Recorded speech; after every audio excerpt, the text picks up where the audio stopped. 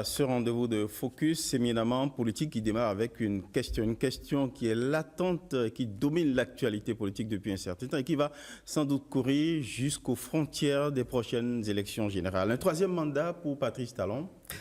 La question agite donc l'actualité et fait l'objet de recours, d'ailleurs, sur une hypothétique nouvelle république supposée au bout de la nouvelle constitution.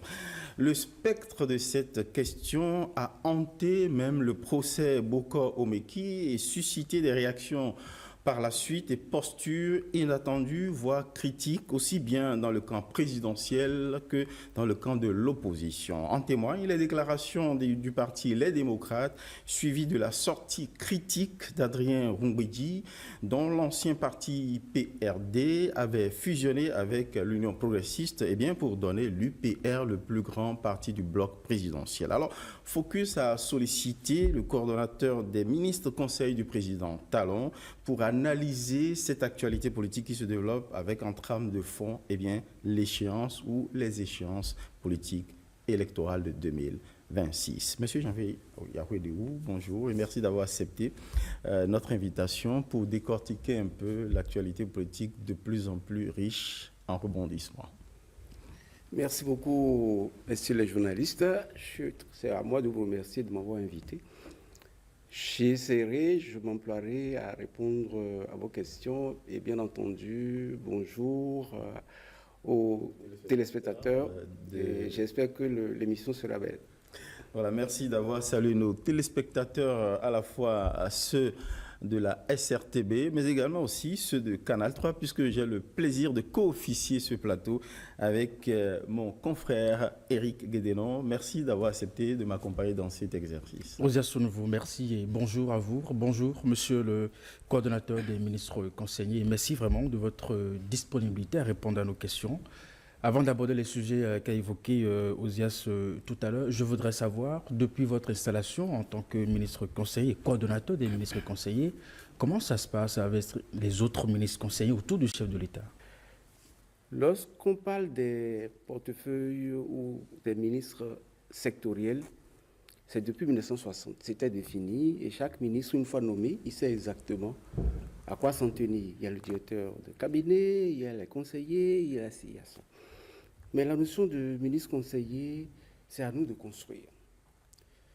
Et si l'on réussit, d'autres gouvernances pourront perpétuer. Si l'on échoue, évidemment, on ne pourra plus s'en occuper. Ce qui fait qu'il y a beaucoup de réflexion, beaucoup de préparation à faire et surtout comment s'y prendre pour que ça devienne quelque chose de sérieux et utile à la gouvernance.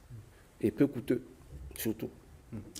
Comment vous-même, après la lecture que le chef de l'État a bien voulu en donner, la création des fonctions de ministre conseiller, quelle appréhension vous-même vous en faites et comment ça va se dérouler concrètement sur le terrain? En fait, vous êtes comme une armée de soldats politiques derrière le chef de l'État pour apporter un peu plus d'adhésion à la gouvernance et surtout... 2026 arrive. C'est l'interprétation qui est faite. Le président Talon a envie de finir son mandat en beauté. Il ne voudrait pas qu'il y ait un seul détail ou un seul élément de mal fait. Il a envie, comme il ne peut pas être sur le terrain, communiquer avec le peuple béninois tout le temps, je dirais, je caricature, il s'est divisé en 12, tout simplement, pour faire une évaluation du travail accompli pour les populations, recevoir en retour les dernières doléances, les avis et éventuellement réajuster les tirs si cela s'imposait. Donc, ce n'est pas exactement ce que vous pensez de ça. Et les ministres conseillers, évidemment, sont dans les ministères, sont avec les ministres pour voir et évaluer les politiques, les stratégies et réajuster s'il le faut. Vous ne travaillez pas en censeur des actions des ministres, mais plutôt en veilleur de l'impact. Voilà, ce n'est pas de la censure, on est là pour voir telle décision sous l'angle politique, ça donne quoi. Au-delà de l'aspect que vous évoquez, nous voyons déjà les premières actions des ministres conseillers. Il y en a qui répondent aux opposants déjà, dans les médias, du tac au tac. Oui, c'est-à-dire que c'est lorsque, vous savez, il y a eu... Nous n'avons pas une opposition constructive. C'est une opposition qui ne cherche qu'à détruire. Ils sont dans leur rôle, Oui, mais bon, de critique de il y a l'action trop de du gouvernement. désinformation. Il y a trop de désinformation, c'est pas bien. Au lieu de se préoccuper des stratégies qu'il faut pour prendre le pouvoir, mais notre opposition ne s'en préoccupe pas. Monsieur le ministre, attardons-nous un petit instant sur votre nomination au poste de ministre conseiller, non seulement ministre conseiller, mais le coordonnateur en fait de tous les ministres conseillers. Vous n'avez pas toujours été amène vis-à-vis du président Talon ou de ses proches, et pourtant, il vous a tendu la main, vous a rallié à sa cause.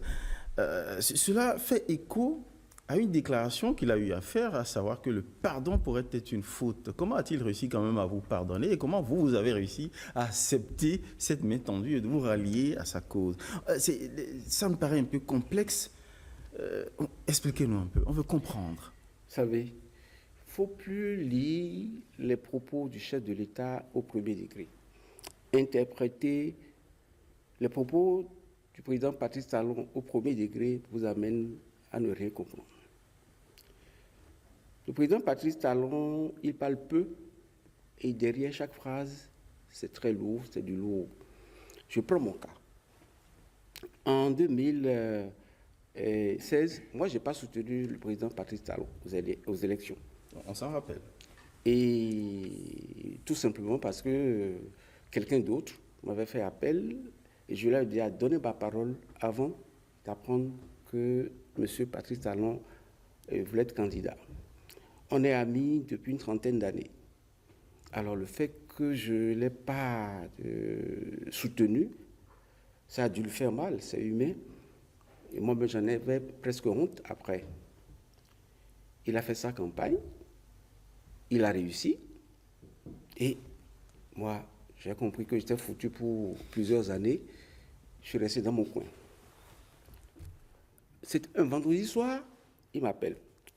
3 mois après son investiture, je suis allé le voir et il me dit, bon, j'ai décidé de mettre fin à ta souffrance morale. Une souffrance, je l'appelle Fofo, affectueusement. Je ne souffre pas, tu souffres. À chaque fois que tu passes devant le CNHU, tu aperçois la présidence, tu te dis, ben, si j'avais soutenu Patrice, ben, je pourrais rentrer dans cette maison facilement, mais je ne peux même pas regarder. Il dit, bon, écoute, la République a besoin de toi. Il faut qu'on soit ensemble, que tous les fils de ce pays se mettent ensemble pour le construire. Donc, il n'est pas question de penser que parce que tu ne m'as pas soutenu, tu dois rester à l'écart. Bon, pas d'aujourd'hui, on va baptiser cette journée Nouveau Départ. Alors, et je ne suis pas seul. Je ne suis pas seul. Je prends le cas du président de l'Assemblée nationale. Louis Vlavonou n'a pas fait campagne pour Patrice Talon, le candidat Patrice Talon. Et pourtant, il l'a désigné, il l'a certainement soutenu pour être président de l'Assemblée nationale, c'est-à-dire le numéro 2 du Bénin, pendant 2 mandats. Il y a un autre ministre conseiller, Jacques Ayadji, était très critique envers Patrice Talon. Il n'a pas hésité à le nommer aujourd'hui ministre conseiller. C'est pour vous dire que le chef de l'État, Patrice Talon, il faut éviter dès qu'il dit un truc, on saute là-dessus pour dire « Ah, non ». Par contre, autant le pardon lui est facile lorsqu'il s'agit de sa personne, autant sur des questions liées à la République, à la survie de notre pays, il se montre plus rigoureux. Donc, il faut faire la nuance. Monsieur Janvier Yawédiou, pourquoi devrait-on espérer un pardon si, dans le jeu politique, je suppose qu'à l'époque, vous n'avez pas soutenu Patrice Talon en tant que candidat sur vos propres convictions? C'était du fond de votre cœur. Non, c'était pas de la tricherie. C'était pas une trahison.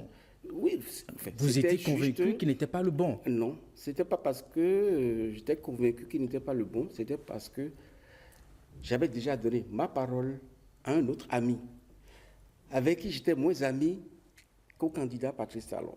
Mais le seul fait d'avoir dit à l'autre, OK, je te soutiens, parce qu'à l'époque, je ne savais pas qu'il était candidat. Mais après, quand il s'est déclaré, mais je ne pouvais pas non plus abandonner l'autre. Donc, vous nous conviez à comprendre que la formule utilisée par le président de la République dans une circonstance particulière, à savoir que le pardon pourrait constituer une faute, c'est lié aux questions éminemment importantes de la République. De la République, quand il s'agissait du pays, chaque fois qu'il s'agit du pays, en fait, il se montre intraitable. Nous allons essayer de corriger ce qui a été détruit et faire mieux. Effectivement, tous ceux qui insultent le président Talon aujourd'hui, ils sont à 80% auteurs des malversations. Ils ont des casseroles. Ils ont des cadavres dans leur placard. Si le président Talon n'avait pas, il n'est pas dit qu'il ne va pas revenir là-dessus, à tout le monde peut revenir là-dessus, et même si lui ne revient pas là-dessus, moi je reviendrai là-dessus. Donc, effectivement, fermer les yeux sur des erreurs, à un moment donné, peut constituer une faute. Mais quand cette expression avait été lâchée, c'était notamment dans les dossiers de Joël Ivor, Éric Madougou, où on avait demandé au chef de l'État sa clémence pour voir ce qu'il pouvait faire dans le cas de ces dossiers. Les histoires de tentatives de coup d'État, pour mettre en péril le système constitutionnel, on ne peut pas s'amuser avec, par contre. Et là, c'est la vie de la République qui est en danger et qui est en jeu. C'est différent. Sur la question engageant le destin du pays, donc Patrice Talon se montre intraitable. Il n'est pas forcément prêt à pardonner, sauf à ce que le pécheur a écuvé les sanctions liées à son crime et peut-être après envisager une éventuelle rédemption. Chiche.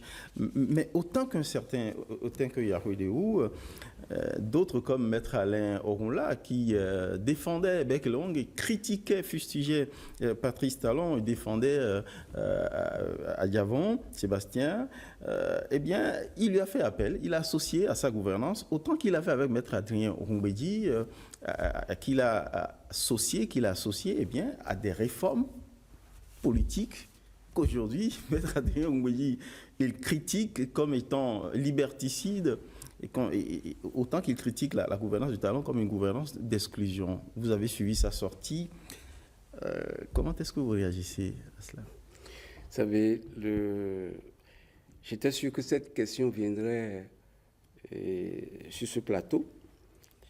Vous savez, juste pour illustrer, il y a une émission célèbre qu'on appelle Bébête Info sur une radio de la place. C'est pour rire, mais pour dire du sérieux. Et vous savez, Bruno Amoussou, je l'avais baptisé Davolabome. Bio Tchané, c'était Petit B. Mathieu Kérékou, c'était Demi-Dieu, etc. Mais à Massé, vous savez, je l'avais appelé, le Rumbedi, je l'avais appelé Amassé.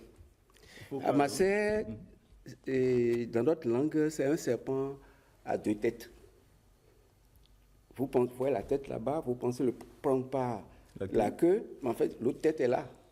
Donc, je dirais que c'est une bicéphalie.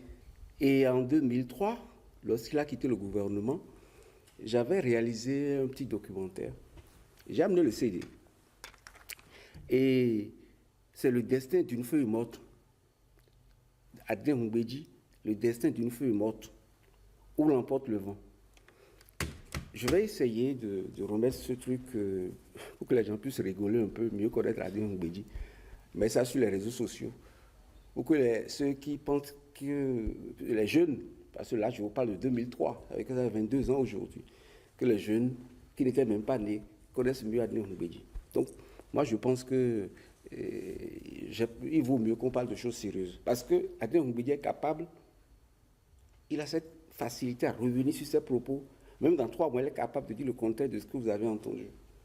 Donc ça ne sert à rien du tout de prendre ses propos au sérieux.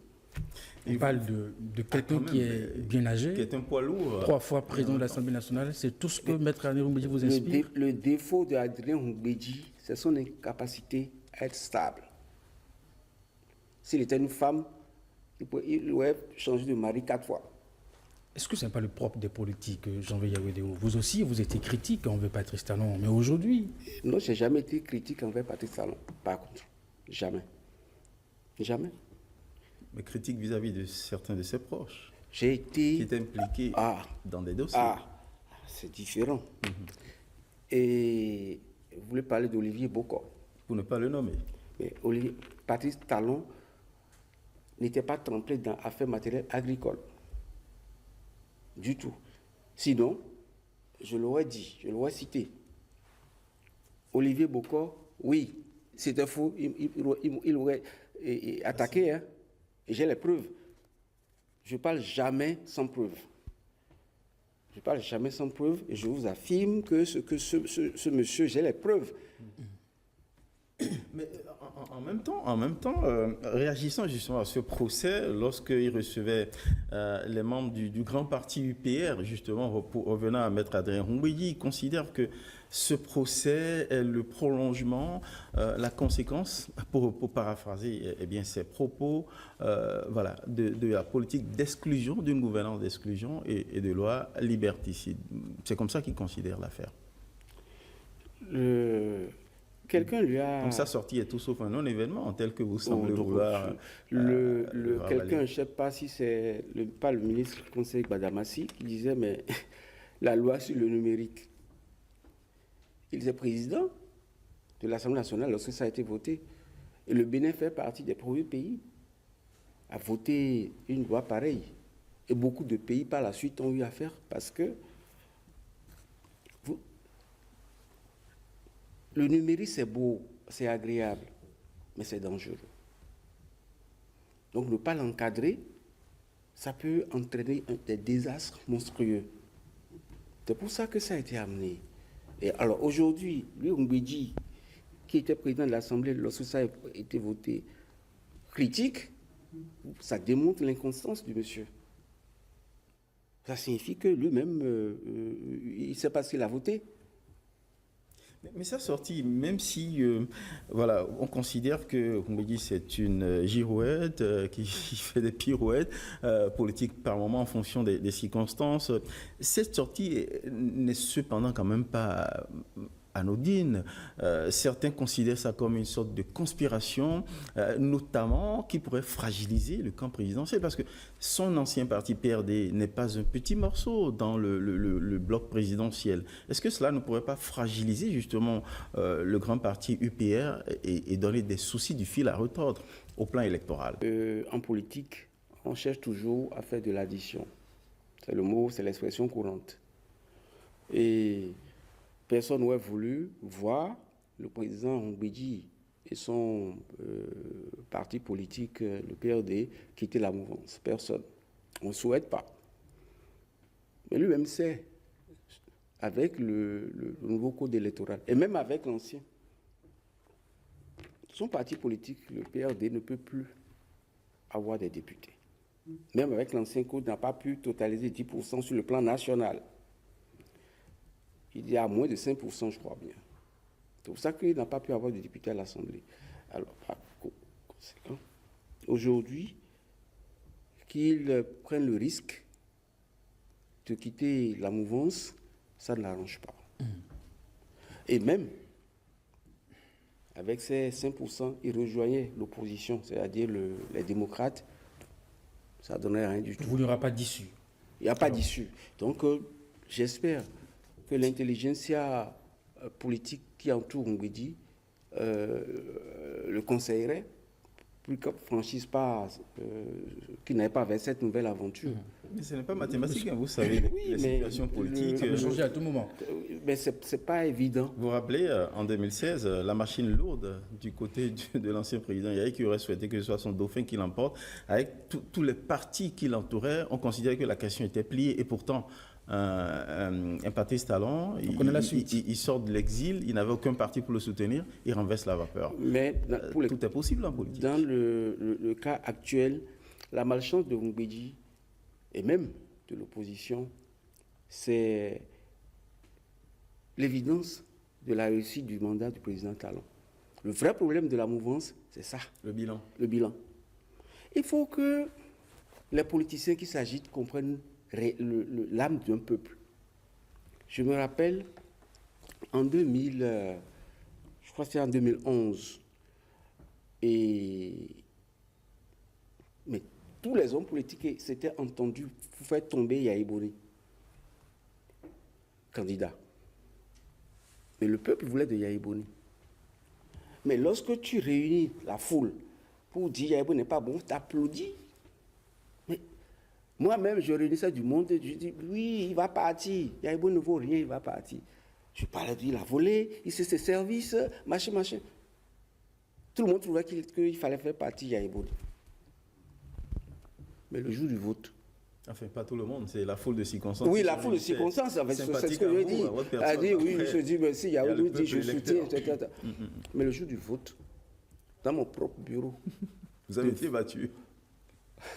C'est-à-dire qu'au moment où Yaya Boni était à 300 voix, tous les autres étaient à 20-10. Monsieur Jean-Louis Donc, c'est pour vous dire qu'il faut se méfier des effets de foule. Ce n'est pas parce que lorsque Yaya Boni aujourd'hui se balade, on voit les foules, que cette foule est d'accord avec. Les gens savent l'impact du bilan du président Patrice Talon sur leur quotidien. Donc, quel est le peuple est-ce que vous connaissez un peuple où le peuple ne râle pas?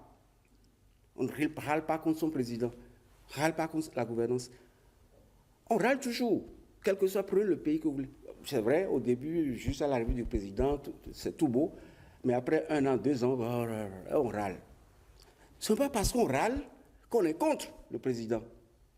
Et on aurait souhaité mieux. On aurait souhaité oui, mieux. chacun... En tout cas, que midi sonne à notre porte. Et aujourd'hui, et encore, on râle parce qu'on n'a pas l'argent, Patrice, on n'a pas l'argent et tout, mais les gens intelligents savent que les difficultés actuelles, ce n'est pas provoqué par la gouvernance de Patrice Talon. Sur les propos de Maître Adrien Rombedi, si nous mettons un peu de côté sa personne, que vous qualifiez avec des mots assez durs, ce qu'il a dit, les critiques qu'il a formulées à l'endroit de cette gouvernance, est-ce que c'est parce qu'on est de la mouvance qu'on ne peut pas critiquer, qu'on ne peut pas dire certaines choses?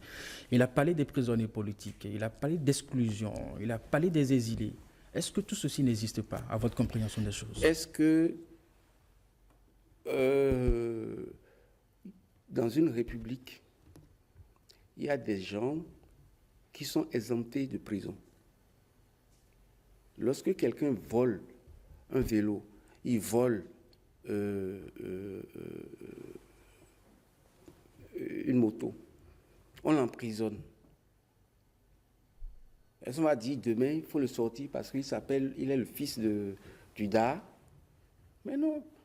Beaucoup d'autres, dans ce même contexte, Patrice Talon parle d'un passé honteux. Vous mettez tout cela dedans? Mais le passé honteux, mais moi j'y mets beaucoup de choses. Dites-nous. Dans ce pays, la douane a arrêté un ministre à l'aéroport avec une somme de 900 millions.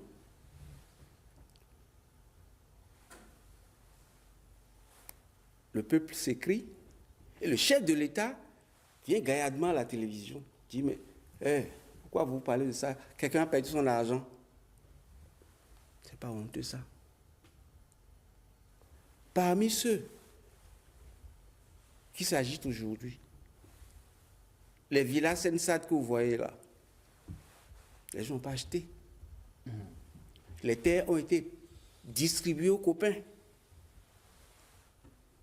Des terres qui valent des centaines de millions ont été distribuées, offertes aux copains. C'est pas honteux. Mais ces pratiques qui font de ce passé honteux, vous êtes sûr que ça n'existe pas aujourd'hui? Nous avons vu des procès à la criette. Est-ce que vous vous rappelez?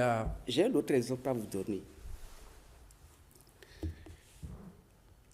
Nous avons, avec le renouveau démocratique, nous avons réussi, comme disait le professeur Devoe-Djire, avec la fatalité.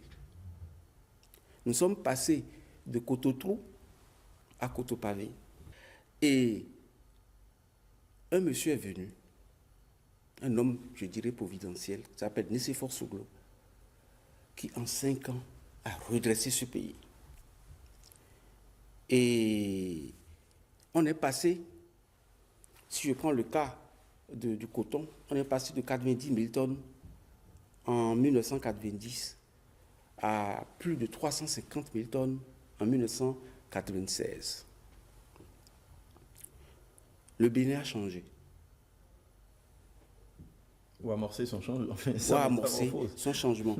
Le monsieur a tellement travaillé qu'on a surnommé... Maçon. Non, ça c'est bébé Trifot. Il est devenu Hercule. Mais par quel phénomène les Béninois ont pu chasser un président du genre pour ramener la mafia au pouvoir? Et les Béninois ou les acteurs politiques? Et les acteurs politiques, bien sûr. Et lorsque ces gens ont repris le pouvoir, c'était exactement comme un scénario d'un mauvais film fantastique qu'on aurait pu titrer La Mafia. Nous sommes de retour. Tout de suite. Vous vous rappelez de la SODAPRA? Sous Soglo, la SODAPRA contribuait au quart du budget national. Et qu'est-ce qui s'est passé? Cette SODAPRA-là, je me rappelle, on produit le coton. On n'achète pas le coton.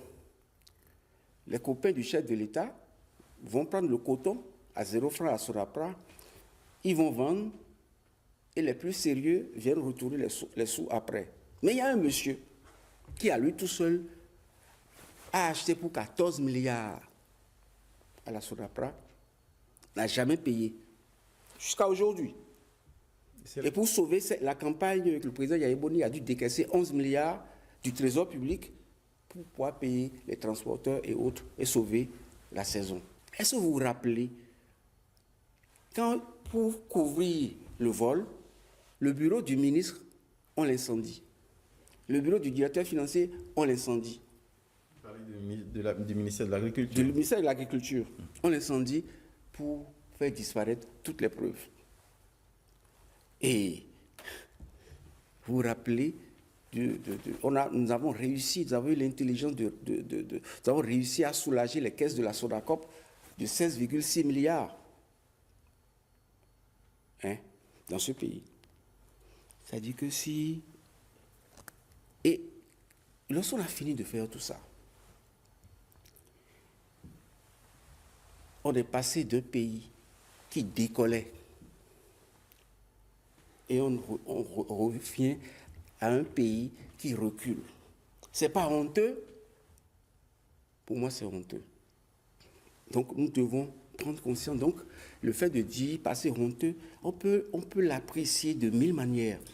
Alors, il y a dans l'actualité, on l'a évoqué, on l'a annoncé en introduction au seuil de ce plateau, la question d'un troisième mandat, disons-le, inconstitutionnel, qu'on prête potentiellement à Patrice Talon. Et d'ailleurs, au-delà de la suscitation de candidature de Olivier Bokor, c'est un motif subliminal insinué par Oswald Omeki, alors ministre au gouvernement, pour acter sa rupture de banc avec le magistère de Patrice Talon. Aujourd'hui, le pays est traversé par trois courants.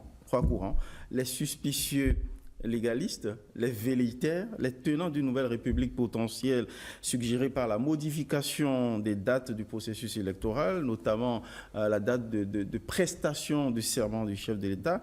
Le camp ou l'entourage du chef de l'État est-il ainsi marqué aujourd'hui, monsieur Yahoudou? Est-ce qu'il y a une polarisation, un camp pour oui, il faut que Talon essaye la chose, un camp qui n'est pas du tout favorable et un camp qui se dit, bon, pourquoi pas peut-être au bout d'une potentielle nouvelle république qu'aurait validé la Cour constitutionnelle? Et vous êtes dans quel camp? Il n'y a pas de camp. Vous savez, d'abord c'est un sujet, le sujet que vous évoquez, c'est un sujet plutôt pernicieux. Et je vais donner moi mon avis en séparant mon rôle, ma position, l'avis donc du ministre conseiller et du chef de l'État que je suis, de l'avis de Janvier Yahweh. Je préfère. Mon avis personnel, je vais vous le donner.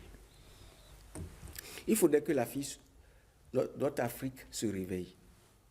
Enfin. Vous voyez, dans les années 70-80, il y a ce qu'on appelait le tiers-monde. Le tiers-monde était composé de l'Afrique, de l'Asie. Et de certains pays de l'Amérique latine. Aujourd'hui, l'Afrique est la seule pauvre. En d'autres termes, si on devait parler encore de tiers-monde, il n'y a que l'Afrique qui soit dedans. Pourquoi? Et au même moment, la Chine est devenue une grande puissance. Le Japon, idem. L'Inde et tout ça. Et on doit se poser des questions. C'est quoi le lien avec, mais en même temps, les États, figurez-vous que la Chine soutient indirectement les États-Unis financièrement. Parce que les États-Unis émettent ce qu'on appelle les bons de trésor pour financer sa dette. Vous savez, la Chine, en 2013, par exemple, la Chine a détenu environ 1300 milliards de dollars de dette américaine. Voyez-vous, cette Chine ne connaît pas de démocratie. La Chine a choisi son modèle. En Chine, il parle de socialisme à la chinoise. Le président qui est là, tant qu'il respecte les règles établies, il peut rester là de façon indéfinie. Tant que le pays avance, quelle est l'utilité de changer d'être? Ce système de haut-toi de là, je m'y place, il faut arrêter. Mais en même temps, monsieur Alaïwa, à ceci près que les Chinois aussi revendiquent une forme de démocratie. J'y étais avec Eric, où des représentants du PCC, le Parti communiste, admettaient que la Chine aussi a inventé sa forme de démocratie. La démocratie, c'est le pouvoir du peuple. Parce que lorsque même le dirigeant, il a peut-être la possibilité, le privilège de poursuivre, de se maintenir, mais c'est à la l'aune de ses performances, de ses résultats. Parce que le peuple, à plusieurs niveaux, gradation, a la possibilité de démettre un dirigeant qui se montre, par exemple, corrompu. Il fut une époque en Chine, où ils étaient littéralement guillotinés ou fusillés, ceux qui étaient convaincus de crimes contre le pays. Donc, il y a une manière d'organiser le pouvoir du peuple en Chine qui permet de contrôler ou d'influencer le pouvoir. Exact. Et vous rejoignez en fait mon point de vue. Ça veut dire quoi? Ça veut dire que chaque peuple doit adapter sa constitution en fonction d'une orientation de développement. Nous... C'est aujourd'hui que vous sentez ce besoin? Attendez, nous, en 1990, nous avons calqué, lorsqu'on a voulu faire partie du système Mathieu Kérékou, tout ce qui pouvait nous permettre de le faire partie, on était prêt pour, à l'époque. Donc, nous avons trouvé que il y avait un ras-le-bol. Est-ce qu'on l'avait vraiment pensé? Je ne pense pas réellement. C'est-à-dire qu'il fallait que lui parte d'abord. Après, on verra. Mais aujourd'hui, nous devons repenser. Notre marche dans le monde. Nous devons repenser à l'évolution, à la marche du Bénin vers son destin dans le temps. Parce que on ne peut pas continuer par respirer et par raisonner par rapport aux colons. Quand même. Monsieur Jean-Louis Yawédé. On est suffisamment âgé pour concevoir nous-mêmes. Et moi, le modèle chinois interpelle. Moi, j'ai envie que mon pays... Nous avons l'habitude d'inventer, d'innover. Le Bénin, c'est le Bénin qui a amené l'histoire de conférence nationale. C'est le Bénin qui a amené l'histoire de Sénat. Lorsqu'il y a eu notre renouveau démocratique, il y a eu la création de la Sénat, etc., conférence nationale, mais d'autres pays nous ont imités. C'est comme ça qu'on s'est retrouvé sous les Souba au Congo, on s'est retrouvé en 90 avec la CENI, machin. Vous voulez qu'on invente quoi maintenant? Vous voulez qu'on invente quoi? Un système long? Moi, unique, fort, puissant. Qu'est-ce que vous voulez? Qu'est-ce que veut le Béninois? C'est-à-dire que on avance de 10 mètres, on doit reculer de 50 mètres. C'est pas possible. J'ai envie de vous dire quelque chose. J'ai envie de vous dire quelque chose, s'il vous plaît. Il y a C'est le mari d'un parent. C'est un Français qui a l'habitude de venir voir la belle famille, qui a mis 4 ans avant de revenir. Il me voit, ça fait à peu près 8-9 mois, et il dit, mais Janvier, votre président, vous êtes sûr que c'est un homme, celui-là? D'abord, j'étais choqué par la question. Je dis, mais non, c'est un extraterrestre. On ne peut pas construire un pays de cette manière en si peu de temps. Alors, et c'est quand il s'est expliqué, j'ai compris ce qu'il voulait dire. Mais on ne peut pas avoir la chance d'avoir un bâtisseur. Dieu seul sait si ce monsieur dort. D'accord. Et c'est ça qui vous a inspiré votre réflexion avec cette comparaison à la Chine, système chinois. Oui, c'est-à-dire que... Alors, si nous remontons un peu en arrière, vous aurez dit la même chose pour Yahi Boni Jamais. Président, et pourquoi? Jamais. Mais attendez. Alors, comment faire alors dans ce cas de figure? Tous les scandales que j'ai dénoncés, c'est sous qui? Très bien. Alors donc vous comprenez le risque, la raison fondamentale pour laquelle un peuple ne peut pas confier son destin à un homme qui bénéficie d'un système qui lui donne la longévité au pouvoir ad vitam. C'est-à-dire qu'il emprisonne ce peuple. J'ai expliqué. Dans une impasse. Le système chinois est exceptionnel. Vous êtes là, celui qui va vous défaire, ce n'est même pas le grand monde, c'est le parti politique qui vous retire sa confiance. Et c'est un grand parti politique. Le joue parce que vous faites mal. Mais tant que, ce que je dis, c'est que tant que le président de la République fait bien, pourquoi le remplacer? C'est ma question. Est-ce que la problématique que vous posez, cela sous-entend... Il n'y a pas que la Chine. Est-ce que cela sous-entend l'expression d'un regret de voir Patrice Talon partir? Ah oui, moi je regrette. Je regretterais amèrement son départ. Vous regretterez son départ, mais je présume que vous n'irez pas jusqu'à l'encontre, à contre-courant de sa propre décision, son propre désir de ne pas tenter une mésaventure anticonstitutionnelle par un troisième mandat. J'aurais souhaité vivement que même si le président Talon partait, que le système qu'il a mis en place perdure. Ce n'est pas la personne du président Talon qui me préoccupe. Vous voulez parler des institutions, de l'organisation. L'organisation mise en place. De l'État. Il faut, si on regarde, vous voyez, le Bénin aujourd'hui est exactement dans la position d'un avion qui décolle. Alors, M. Jean-Louis Yawelou, si vous ne laissez pas cet avion se stabiliser et vous demandez au pilote de redescendre, ça va cracher. Et nous sommes dans une position aujourd'hui, dans une situation où le Bénin a pris de l'envol. Alors, on voudrait, comme l'a dit Eric, suggérer Eric, parce que c'est très important.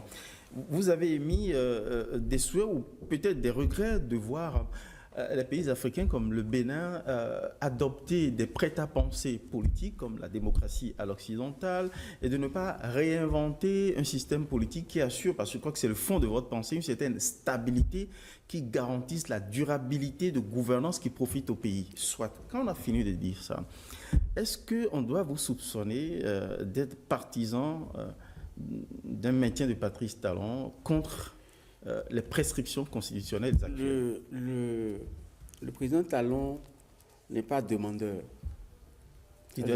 Je présume qu'il doit être agacé aussi. Il n'est pas demandeur. Vous savez, dans tous les pays où c'est arrivé, c'est l'expression. Non, il n'est pas demandeur. Il n'est pas demandeur. C'est-à-dire, d'abord, il est... le seul souci, quand j'échange avec lui, son souci, c'est comment faire pour que toute l'avancée en termes de développement de notre pays ne soit pas remise en cause. Alors, comment on peut avoir ce genre de soucis si depuis 2016, on a travaillé à bâtir un système? Patrice Talon n'est pas confiant en ses proches, en ses collaborateurs? S'il a si bien travaillé, son départ ne devrait pas poser de problème. C'est-à-dire qu'en son sein, il a sans doute aussi travaillé à préparer l'après-lui. Est-ce que vous n'avez pas compris mon souci? S'il arrive, certainement qu'il le fait, s'il arrive à mettre en place un système qui ressemble un peu à la manière dont fonctionne le système chinois, de sorte que lorsque tu es dans le système, tu ne peux pas voler, tu ne peux pas faire des conneries, tu ne peux pas... Et tu restes dedans, c'est comme un habit taillé sur mesure, tu es obligé. Le primat du respect du bien public et de l'intérêt général. Lorsque c'est bien tracé, le chemin est bien tracé, on n'aurait pas peur du départ de Patrice Talon. Monsieur Yaoulou, Mais ma peur, c'est qu'ils partent et que ce qui nous est arrivé après le départ du président Soglo nous arrive. Vous avez peur d'un accident sur la trajectoire de développement, d'émergence du Bénin, qui a d'ailleurs quitté le rang des pays PPTE, pays pauvres très endettés, au statut de pays en émergence. Très bien. Mais quand on a fini de dire ça, vous avez eu comme une sorte de lapsus qu'on reproche justement aux dirigeants africains qui sont comme dans une sorte de nostalgie des périodes moyenâgeuses où il y a un pouvoir monarchique, où tout est centralisé autour d'eux. À cela, Obama répond non, faites attention à mettre en place des systèmes qui survivent aux individus. D'ailleurs, le chef de l'État lui-même, dans une visite en Chine, il a dit, nos peuples nous survivent. Est-ce que le risque, ce n'est pas justement de faire dépendre d'un seul homme la mise en place d'un système qui après lui échappe, sur lequel plutôt que sur des institutions, sur le peuple qui doit s'approprier justement son destin? Je vous ai dit tantôt que le peuple béninois a tout compris. Et ce faisant, je disais, les Béninois vont se surprendre. Et de ne pas faire confiance aux critiques. Un peuple râle toujours. Et vous faites confiance à cela pour penser que vous pouvez tout changer, vous vous trompez. Le président Talon a lancé une machine qui a bien marché. Quel est le secteur qui n'a pas été impacté? Dites-moi. Quand on dit Bénin, par le passé, on ne connaît pas, personne ne connaît le Bénin. Ah bon, c'est où? On est obligé de dire, vous connaissez le Nigeria? Ah, c'est à côté. Aujourd'hui. Et autre chose, pour ceux qui éventuellement ont entendu parler du Bénin, dire, le vaudou, là où on tue les hommes. Aujourd'hui, là, le Bénin brille. Le Bénin rayonne à l'international. Et même lorsqu'il a réussi à transformer le négatif en positif, tout le monde a envie d'aller voir Vodou Days au Bénin. On est passé de 100 000 invités à 435 000 visiteurs. C'est-à-dire, même ce qui est négatif... Il y a comme un désir d'un Bénin qui marche, qui rayonne. Très bien. Si vous avez, mais cependant, on sent chez vous, et chez certains, je vais dire, proches admirateurs de la gouvernance Talon, comme une sorte de frayeur, de crainte, d'angoisse sur 2026, l'après 2026. Redouteriez-vous que l'opposition vous ravisse le pouvoir en 2026? L'opposition ne peut pas ravir le pouvoir parce qu'elle n'est pas organisée. Est-ce que vous ne redoutez pas des guerres fratricides au sein justement du camp présidentiel et qui pourraient porter l'estocade aux chances de ce camp de remporter l'élection en 2026? Vous savez, telles que les choses lorsque vous êtes en politique et vous n'avez pas d'ambition, vous n'avez pas votre place dans ça. Un politicien a forcément... C'est même l'ambition qui vous amène en politique. Et vous êtes sûr que votre camp survivra à ces guerres, à ces tensions, ces ambitions tant que contraires? nous avons une chance, la chance de la mouvance, c'est d'avoir un chef d'équipe charismatique. Le jour où le président Talon suggérera un nom, sachez qu'il a déjà fait le tour de tout le monde. Lorsque Patrice Talon vous dit janvier, est-ce qu'on peut se voir demain à Parakou, comprenez que si il n'est pas déjà à Parakou, c'est qu'il est déjà à Tchaourou, avant de vous dire on se voit à Parakou demain. C'est peut-être un scoop, on ne sait jamais, c'est peut-être janvier, où, enfin. Donc, c'est quelqu'un, il a là. Il est dans l'anticipation. C'est Patrice Talon qui fera le choix du candidat de la mouvance. Mais c'est lui le chef d'équipe. Donc, il le fera les pas partis seul. politiques feront quoi? Il ne fera pas seul. Vous qui êtes du bloc républicain, par c'est ce que exemple. je vous dis, c'est-à-dire que... Il avait avoué qu'il pèserait sur ce choix. Eh bien, il va peser parce que c'est lui... Moi, j'allais voir et M. Sounou vous dit, bon, écoute, moi, je vais être candidat, tu me soutiens. Tu vas accepter? Enfin, vous n'avez pas accepté. Vous n'avez pas accepté. Donc, il faut bien que ce soit quelqu'un qui a l'influence sur tout le monde, qui puisse voir, qui peut, et qui va convaincre tout le monde, qui va tenter de convaincre tout le monde pour allier à sa vision. Et vous parlez, vous échangez. Sur vos inquiétudes tout à l'heure et sur votre peur de voir Patrice Talon parti pour le travail qu'il a fait, vous êtes convaincu qu'on ne peut pas trouver mieux dans la marche de notre pays? Nul n'est indispensable, on dit, mais un bosseur de la trempe de Patrice Talon, un monsieur intelligent, qui a du goût, comme Patrice Talon, on va chercher. On va chercher, on croise les doigts pour que le pays en trouve. Éric, vous regretteriez que le ministre conseiller ne se prononce pas sur la peine qui a été infligée à l'ami du chef de l'État dans cette affaire de... Vous savez, votre numéro 2. C'est regrettable. Je vais vous dire quelque chose. Ça, c'est mon avis personnel. Ce n'est pas l'avis du ministre conseiller à Ouédéo, mais l'avis de Janvier à Ouédéo. Qui ne digère pas l'homme. On peut ajouter cela. Oui. Mais vous savez que si ce coup d'État avait marché, que Patrice Talon serait assassiné. C'est obligatoire. Là, c'est vous qui le dites. Oui, mais c'est obligatoire. Parce que le coup d'État aurait été organisé. Et c'est le président, le commandant de la garde républicaine qui aurait pris le pouvoir. Si le chef de l'État survivait, mais le chef d'état-major des armées, qui est le commandant de eux tous, va réagir. Il va réagir et il va s'en sortir si le chef de l'État est vivant. Donc, ce qui est arrivé, c'est d'une monstruosité rare. Et je trouve même que 20 ans, c'est peu. Je trouve, si moi j'étais... à la criette pour... en tout cas, que les Béninois ne me nomment jamais. Les juges ont fait le travail en fonction du code pénal. Oui, mais je trouve même que c'est peu. C'est mon avis. En tout cas, merci d'avoir donné votre avis sur ce sujet, mais également sur les autres affaires de l'heure qui dominent l'actualité qu'on a évoquées au cours de cette émission.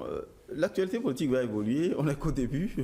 2025, c'est une année préélectorale. On aura encore besoin de vous avoir sur ce plateau et bien d'autres ministres conseillers aussi qui officient dans une posture politique pour analyser avec nous et opiner sur la marche de notre pays. Merci beaucoup à vous, cher Éric. Merci à vous. On n'a pas vu le temps passer. On n'a pas vu le temps passer, merci beaucoup.